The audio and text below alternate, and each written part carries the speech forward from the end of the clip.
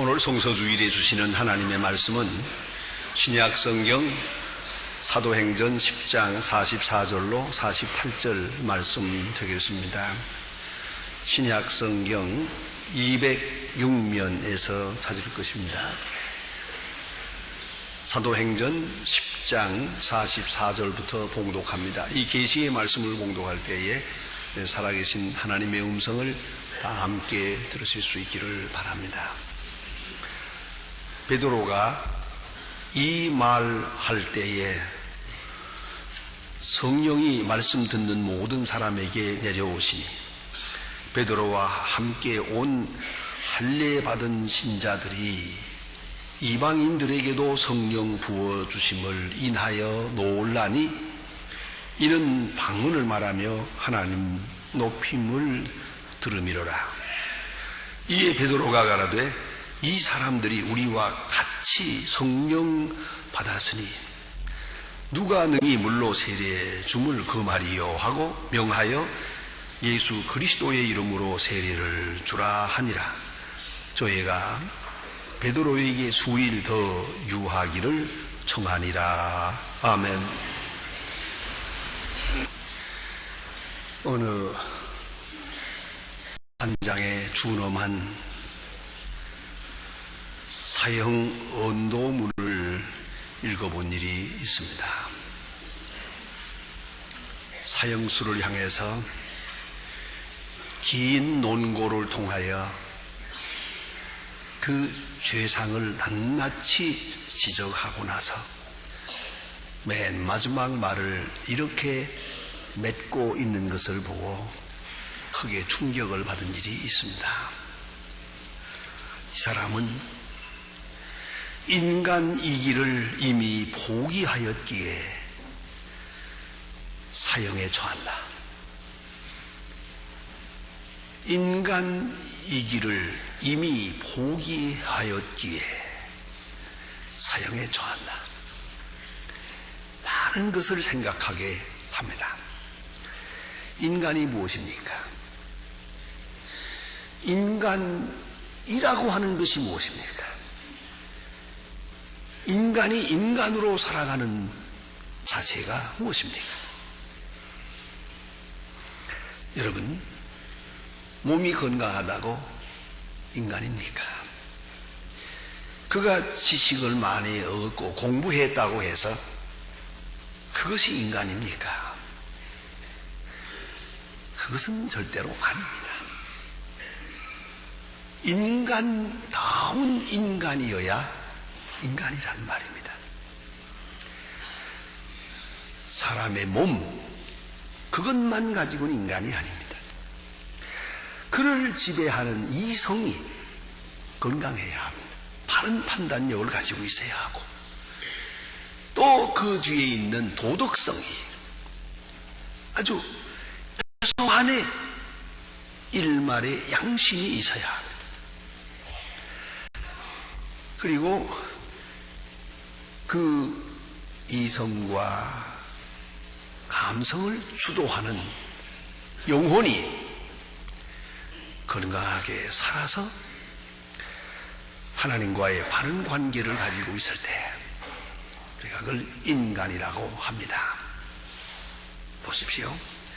시편 49편 20절에 보면 사람은 존귀에 처하나 깨닫지 못하는 사람은 멸망하는 짐승과 같도다 라고 말했습니다. 사람, 짐승, 무엇이 사람이며 무엇이 짐승입니까? 깨닫지 못하는 사람은 이 깨달음이라고 하는 기능이 없으면 사람이 아니다. 짐승과 같다라고 말합니다. 창세기 6장에 보면 노아 홍수 전에 인간을 이렇게 심판합니다.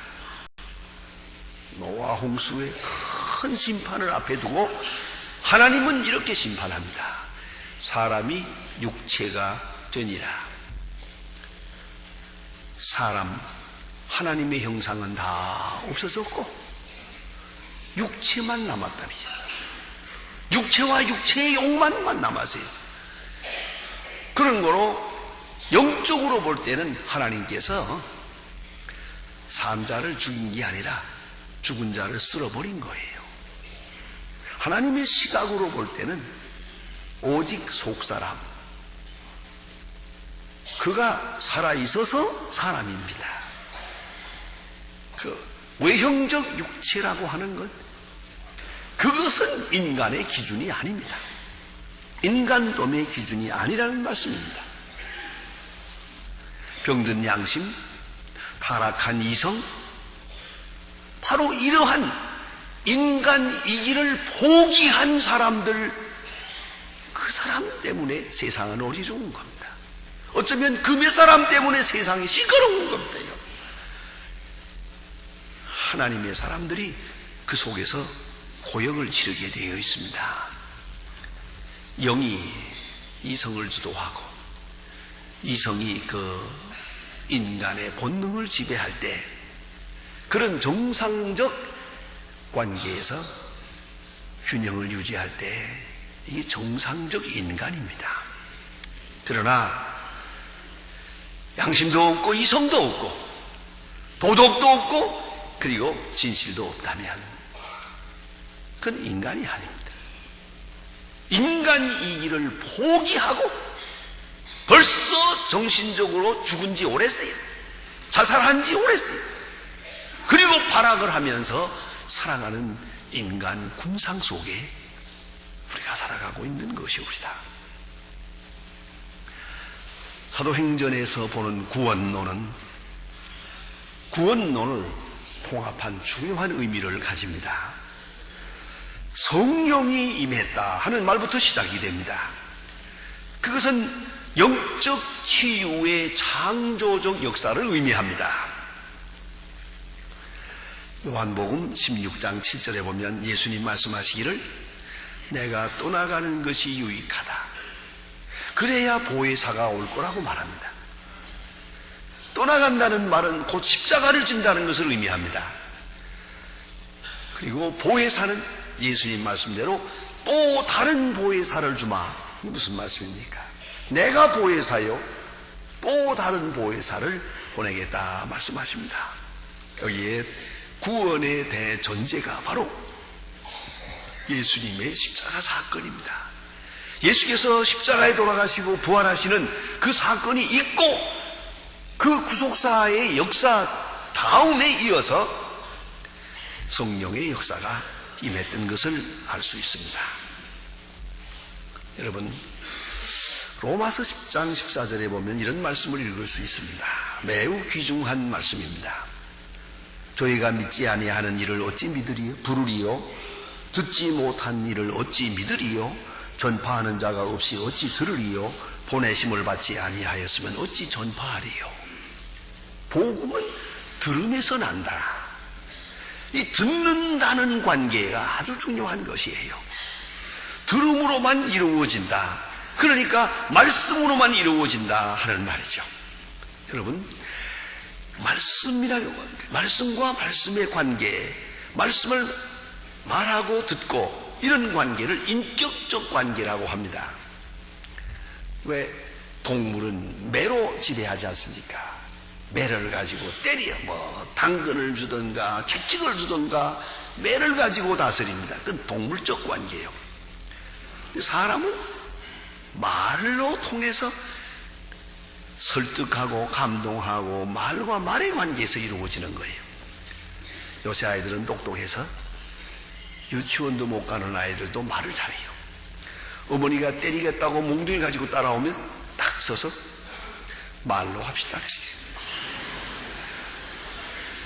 왜 나를 동물처럼 대하느냐? 나는 말로 하자요. 여러분, 이 말의 관계가 이게 그게 인간적 관계라는 거예요. 카르바르트는 그의 교회학에서 말합니다.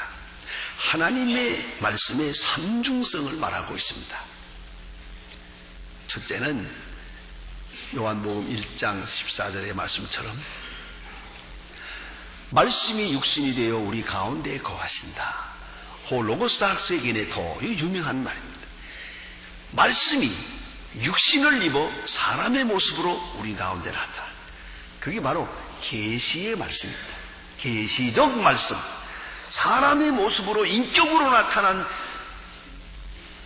말씀의 본체입니다. 그 다음에 기록된 말씀. 그 예수에 대한 사건, 그 계시된 말씀이 다시 기록이 됩니다. 이 성경 말씀입니다. 성경이라고 하는 그릇에 예수 사건이 담겼습니다. 그래서 기록된 말씀. 또 세 번째는 이 말씀을 읽으며 또 해설하며 설교하고 선포하고 증거하면서 들려지는 키르구마. 이것은 들려지는 말씀이옵시다.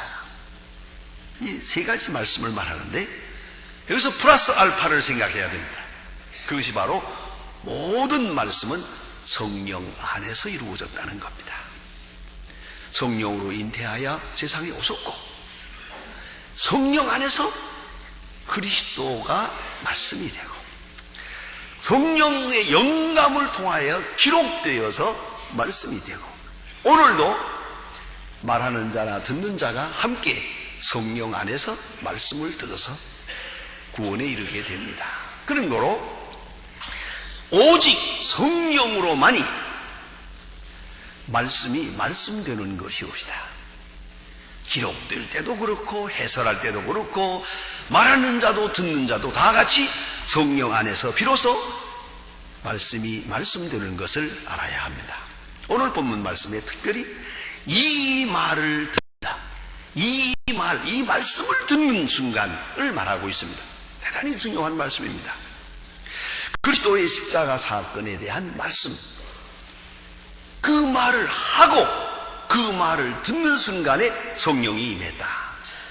여기서 중요한 사건은 말씀과 성령이 동시적으로 역사했다는 겁니다. 말씀이 없다면 구원이 이루어지지 않습니다. 성령이 없다면 그 말씀이 하나님의 말씀 되지 않습니다. 성령과 말씀이 함께 역사합니다. 그래서 이것을 신학적 용어로 말할 때 말씀의 역사를 객관적 계시라 하고 성령의 역사를 주관적 계시라고 합니다. 객관적 계시와 주관적인 역사가 함께 동시적으로 나타나서 하나님의 말씀이 하나님의 말씀 되고 하나님의 말씀이 하나님의 말씀 되는 순간 이것을 듣는 사람, 이걸 받는 사람이 그 속에 구원의 역사가 나타나는 것이옵시다. 이래서 하나님의 사람으로 태어납니다. 예루살렘 교회의 역사를 흔히 말하기를 예루살렘 오순절이라고 합니다. 그 유대 사람들을 중심해서 이루어졌던 사건입니다. 그런데 오늘 본문에 나타난 사도행전 10장을 이방인의 오순절이라고 합니다. 예루살렘에서는 예루살렘에 사는 사람들을 중심해서 이루어진 오순절 사건이 성령 임하는 사건이고 사도행전 10장은 이방 사람 고넬료라고 하는 사람 로마 군인입니다. 그 가정에서 이루어지는 역사입니다. 이방인의 오순절, 이게 중요한 의미가 있습니다. 그러면 이 사건이 이루어지기 위해서는 보세요. 예수 십자가 사건, 오늘 말씀대로 말씀이 먼저 있고 성령의 감동이 있고 그리고 베드로가 가서 전파하고 이 전파한다고 하는 전파하는 사람이 필요했더라는 거예요. 이렇게 해서 함께 구원의 역사가 이루어집니다. 하나님의 큰 경륜 속에서 천사를 보내서 이미 하나님을 믿는 고넬료에게 말씀하십니다. 저 피장인 시몬의 집에 가서 시몬 베드로를 청하라 하고 명령하십니다. 물론 고넬료가 베드로를 알 리도 없고 만나본 일도 없습니다. 그러나 천사의 명령입니다. 그러하라고. 그 예루살렘 성지에 가보면 그 요바에 지금도 2000년 전에 지었다고 하는 그 집이 베드로가 머물렀던 집이 지금도 있습니다.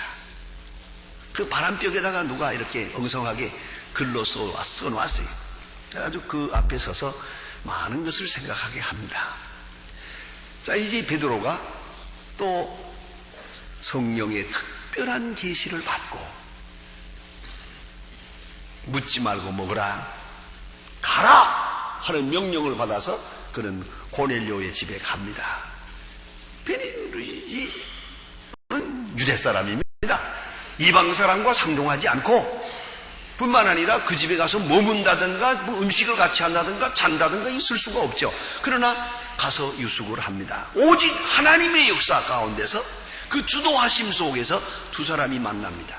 그 만나는 역사가 너무나도 아름답습니다. 자, 고넬료는 로마의 백부장입니다. 군인입니다마는 베드로 갈릴리 어부 촌사람 허름한 옷을 입고 들어왔겠지요. 들었을 때에 고넬료가 온 집안과 더불어 나가서 맞이합니다. 맞이할 때 얼마나 간절하게 엎드려서 절을 했던지 간에 베드로가 너무 조용해서 일으키면서 나도 사람이요 이러지 마세요. 그래야 됩니다. 그만큼 경건하게 맞이합니다. 왜요? 하나님이 보내신 분이거든요. 그 얼굴이 중요한 게 아니에요. 그 외모가 중요한 게 아니라며. 문제는 하나님이 모셔오라 한 분이거든요. 하나님의 말씀을 들고 오시는 분이기 때문에 그를 맞이하고, 그 다음에 사도행전 10장에 보면 교육자로서 제가 제일 좋아하는 요절이 거기에 있습니다. 고넬료가 하는 말입니다. 우리가 다 하나님 앞에 있습니다. 말씀하세요. 그런 순간이 옵니다. 왜 제가 이걸 좋아하는지 아세요? 지금 이 시간도 보세요. 우리가 지금 다 어디 있습니까? 고넬료는 말합니다. 눈앞에는 베드로가 있어요. 베드로라는 사람이 있지만은 그 마음으로는 하나님 앞에 있습니다. 그는 지금 베드로라는 사람을 보고 있지만은 영의 눈으로서는 하나님을 쳐다보고 있습니다. 그리고 베드로의 입에서 나오는 말씀을 들으려고 합니다. 바로 그런 관계를 카리스마적 관계라고 합니다. 여기서 구원의 역사가 이루어지는 겁니다. 가끔 대학 교수 친구들이 그런 얘기를 합니다. 그 대학교 교실에서 학생 몇십 명 놓고 가르칠 때도 참 열심히 듣지 않는 아이들이 많거든요. 어떤 학생은 열심히 듣고 어떤 학생은 장난하고 어떤 사람은 뭐 낙선하고 있고, 영 가르칠 때 좀 전체가 똑바로 들어줬으면 좋겠는데 잘 안 듣는다고 해요. 그런데 자기가 교회 나와 보니까 이 교회는 이렇게 수천 명이 똑바로 쳐다보고 열심히 듣는다고. 나보고 그래요. 제주도 좋다고. 아니, 대학생은 똑같은 연령이고 똑같은 지식층인데도 안 되는데, 여기는 자, 박사로부터 국민학교도 못 나온 사람, 80세로부터 20세까지 여러 층의 남녀노소가 다 있는데 어떻게 전체가 다 듣도록 말하느냐? 그 재주가 좋다 그래요. 재주가 좋은 게 아니에요. 이건 성령으로 인하는 것이죠. 여러분은 지금 내 이야기를 듣고자 여기 나온 게 아니에요. 하나님의 말씀을 들으려고. 지금 보기는 저를 쳐다보는지만은 마음으로는 여러분은 분명 하나님께 마음을 향하고 있는 거예요. 그래서 듣고, 그래서 말하고, 그래서 이해가 되고 감동이 되고 말씀의 역사가 나타나는 것이죠. 이런 카리스마적 관계, 하나님이 보냈고 하나님이 말씀하시고, 그런데 베드로를 통해서 들었어요. 그런데 베드로가 예수 그리스도를 전합니다. 이 말을 들을 때, 이 말을 할 때 성령이 임했어요. 이게 바로 오순절 사건이라는 것입니다. 놀라운 얘기입니다. 말씀을 전하는 자와 듣는 자 사이에 신령한 역사가 이루어져요. 성령이 마음을 열었다. 이게 사도행전의 주제입니다. 어디 가나 성령이 마음을 열어. 딱 한 번 만나서 설교를 했는데도 한 번 듣는 사람이 예수를 영접합니다. 그리고 자기 집을 열어서 교회를 합니다. 루디아는 그렇게 주를 영접했습니다. 성령이 마음을 열어서 낯선 사람을 만나서도 단 한 번 만나서 구원을 받습니다. 하나님의 사람이 됩니다. 성령 안에서 하나님의 말씀이 하나님의 말씀으로 받아지고 하나님의 말씀으로 믿어지고 하나님의 말씀 앞에 바로 서지. 거기서 구원의 역사는 이루어지는 것입니다. 유명한 케이케고르라고 하는 철학자는 이렇게 말하고 있습니다. 비사로서 성경, 즉 하나님의 말씀은 하나님의 연애 편지라고 표현했습니다. 그래서 재미있는 비사입니다. 연애 편지다. 연애 편지는 단순한 문자가 아니다. 연애 편지는 읽으면서 그 애인의 얼굴을 바라보면서 읽어야 된다. 그 옳은 말이에요. 제가 프린스턴 신학교에서 공부할 때 한국 학생이 몇 없었습니다. 근데 그 중에 한 사람 기숙사에서도 제 옆방에 있었는데 이 사람이 결혼한 지 6개월 만에 부인을 데리지 오지 못하고 혼자서 유학을 왔어요. 신혼 기간이니까 뭐 그리워가지고 못 살아요, 그냥. 그런데 그 분이 조금 신경질적인지 일주일에 한 번씩 좀 편지를 꾸준히 해줬으면 좋으련만 그 부인이 편지를 잘 안 한대요. 그래서 근데 속이 타가지고 그거 편지 안 한다고 그러더니요. 강의실에서 강의가 신통치 않으면 내 앞에 앉았는데 보니까 편지를 꺼내가지고 쓱 보더라. 내가 보니까 다 해줬어요. 얼마나 편지가 여러 번 봤는지 다 해줬더라고. 내가 언제 한번 뺏어서 봤어요. 했더니 글씨가 엉망이야. 그래서 제가 한마디 해서 이거 글씨, 난 내용은 모르겠고 글씨가 이거 시원치 않구만 그랬더니 도로 뺏으면서 하는 얘기가 음악 전공하는 사람은 글씨가 그만하면 괜찮지 뭐 그러더라고요. 그래도 자기가 마누라 편 들더라고요. 그래 내가 그 뭘 그렇게 열심히 보느냐. 그게 아니라고. 이거를 딱 손에 들면 생글생글 웃는 얼굴이 탁 떠오른대요. 연애 편지는 그렇게 보는 거예요. 연애 편지 속에는 사랑이 있고 마음이 담겼어요. 마음. 그 사랑을 느끼고 마음을 읽어야지 편지지. 왜 여기는 이렇게 썼나, 왜 맞춤법이 틀렸나, 글씨가 엉망이고 그건 아니죠. 그건 아닙니다. 그렇게 비판할 성격이 아니에요. 이건 인격적으로 보고 통합적으로 읽어야 되는 거란 말이에요. 그런 거로 케이케고르의 말에 의하면 이 편지를 읽을 때 기쁨이 있고 용기가 있고 자신감에 넘치게 되고 이건 행복에 취하게 된다 그러세요. 연애 편지를 읽는 사람은 행복에 취하게 된다. 그렇습니다. 이 하나님의 말씀을 읽으면서 내가 너를 사랑한다 하는 말씀을 들어요. 이 말씀에 취해서 모든 고난을 이기고 살다가 이 말씀에 의지하여 요단강을 건너가는 것이 그리스도인이 아닙니까? 이 말씀에 충만해가지고 너무 감격한 나머지 죽음도 불사해요. 환난과 핍박도 상관이 없어요. 그래서 웃으면서 가는 사람이 바로 순교자가 아닙니까? 이게 그리스도인의 모델이란 말이에요. 유명한 신학자 칼바르트는 말합니다. Word of God waits for us in the Bible. 하나님의 말씀이 성경 안에서 우리를 기다린다. 참 좋은 말씀이에요. 성경 안에서 기다린다. 그런 거로 우리가 성경을 읽으면서 하나님의 말씀을 들어요. 하나님의 말씀을 만나요. 그리스도를 만나요. 그리스도와 인격적 관계를 가져요. 카리스마적 관계를 맺습니다. 사도 바울은 말합니다. 사도행전 18장 5절에 보면 말씀에 붙잡혀서 살았어요. 그런 거로 잊지 말아야 합니다. 내가 성경을 보는 게 아니에요. 이제는 성경이 나를 부르시는 거예요. 내가 성경을 읽는 게 아니라 성경이 내게 말씀하시는 거예요. 그리고 그 속에 약속이 있고 사랑의 증거가 있고 사는 생명력이 있습니다. 말씀이 능력으로 다가옵니다. 그 능력 안에 사는 것이 그리스도인이요. 고넬료와 그 집은 구원을 받았습니다.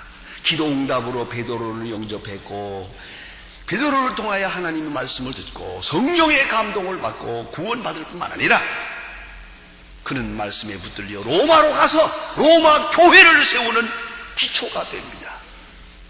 엄청난 의미가 있는 것이옵시다. 오직 말씀으로, 오직 말씀 안에서 태어나고, 말씀 안에서 양육받고, 말씀에 의지하여 승리하고, 말씀에 붙들고 주님 앞에 갑니다. 여러분, 이것이 그리스도인입니다. 이 말씀을 들을 때 성령이 임하며 그 속에서 창조적 역사가 나타나더라 하는 것이 아닙니까? 이 말씀을 사랑해야 합니다. 이 말씀과 함께 살아가야 할 것입니다. 이 말씀을 전해야 할 것입니다. 기도하십시다.